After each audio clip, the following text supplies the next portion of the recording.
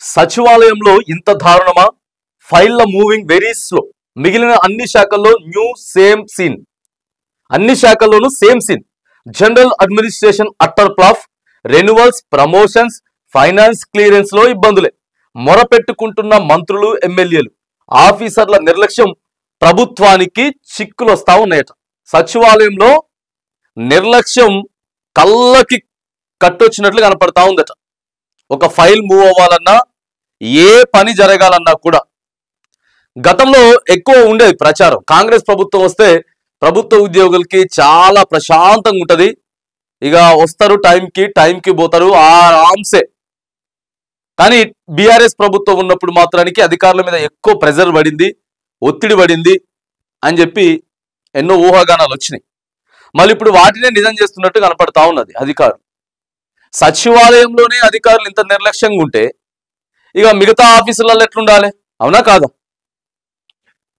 Renewals చేయాలన్నా, promotions రావాలన్నా, finance clearance అన్నింటిలో కూడా ఇబ్బందులేనట. ప్రభుత్వంలోని వివిధ శాఖల ఫైళ్ల ప్రాసెస్ నత్తనడకన సాగుతున్నాయి. సాక్షాత్తు రాష్ట్ర పరిపాలనా భవనం సచివాలయంలో దారుణమైన పరిస్థితులు కనిపిస్తున్నాయి. ప్రభుత్వ పాలనలో భాగంగా జరిగే ఫైళ్ల ప్రాసెస్ వెరీ స్లోగా ఉన్నదంటూ స్వయంగా మంత్రులు, ఎమ్మెల్యేలే ఆఫ్ ది రికార్డులో చెబుతున్నారంట. ఎమ్మెల్యేలు, అది మామూలు ప్రజలు కాదు. ప్రభుత్వంలో ఉన్నోళ్లే పనులు ఎవరెవరికైతే చకచకా జరగాలో వాళ్ళే మాకు జరగట్లేదని చెప్పి ఇక్కడ మంత్రులు, ఎమ్మెల్యేలే చెప్తున్నారట స్వయంగా. వీళ్ళ వల్ల కాదా ప్రభుత్వానికి చెడ్డ పేరు రాదా? తెలంగాణ సచివాలయం పరిపాలన మొత్తం ఆ నుంచే నడవాలి. అక్కడే నత్తనడకంలాగా ఏదో చిన్నగా బోధాలే అని ఉంటే ఎట్లుంటది?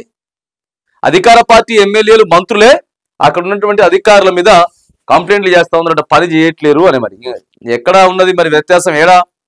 ఇక్కడ రాజకీయ నాయకులకి లేకపోతే ప్రభుత్వ అధికారులకి మధ్యలో ఏమైనా గ్యాప్ వచ్చిందా, లేకపోతే నిజంగానే అధికారులు నిర్లక్ష్యం వహిస్తా ఉన్నారా? ఎట్టకేలకి ఏమైతా ఉంటుందనంటే అల్టిమేట్ గా ప్రజలకి ఇబ్బందులు అయ్యేటటువంటి పరిస్థితి.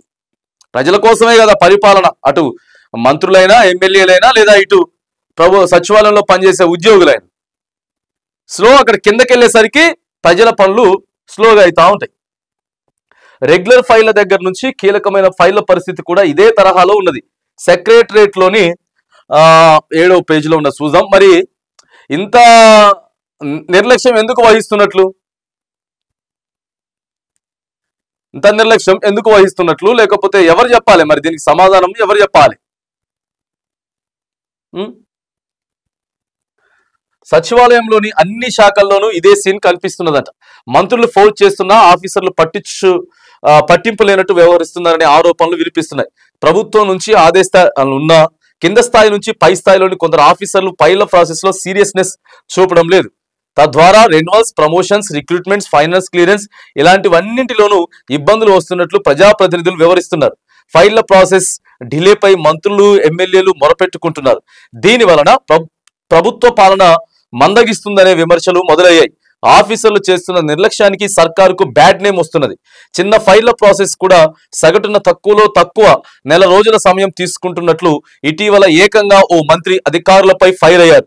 రొటీన్ గా కొనసాగే ఫైళ్లను కూడా ఎందుకు ఆపుతున్నారు అంటూ ప్రశ్నించారు.